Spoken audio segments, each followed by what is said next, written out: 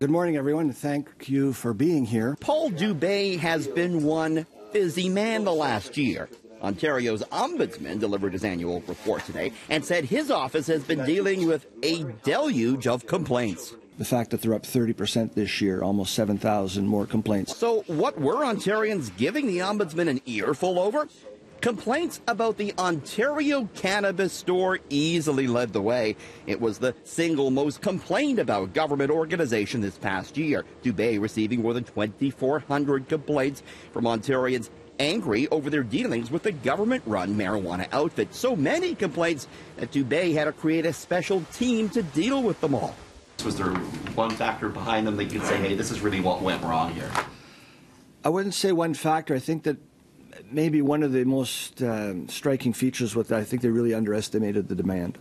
And I think that's where all the systems broke down. It's just they were overloaded with demand. Some of the complaints the ombudsman got regarding the Ontario Cannabis Store were hard to believe, like the story of a man who ordered some cannabis from the OCS, only to receive a box in the mail that turned out to be empty. He was told he'd have to print out a return label and ship the empty box back to the OCS to get a refund. That's just one example of an agency that's struggling, that's set up with, I don't know if the lead time was insufficient, but they just did not anticipate the demand. And I had the image of a couple of kids on a wharf with a lemonade stand and a cruise ship showing up. The NDP thinks it's an example of poor planning by the Ford government. Any government embarking on this should have known, and I leave it also to some extent to the previous Liberal government, that if you didn't know there was going to be a massive demand for cannabis once this was rolled out, you really missed something big that's been happening in Ontario for a long time. The Ford government's new autism program was the second most complained about thing.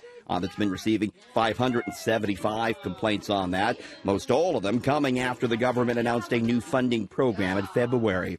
Changes to Ontario's Student Assistance Program, OSAP, garnered 181 complaints after the government moved to replace some grants with repayable loans while getting rid of a 6-month interest-free grace period.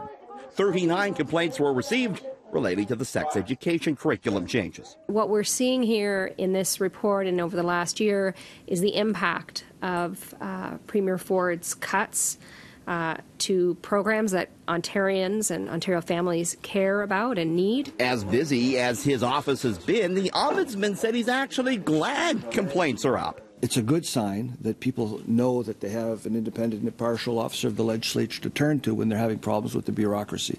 So I take that as a good sign of encouragement. Just as complaints to the ombudsman are skyrocketing, there's more pressure on his office than ever. The Ford government a few months back decided to roll the Children and Youth Advocate and the French Language Commissioner into that ombudsman's office. Outside Queen's Park, Richard Southern, City News.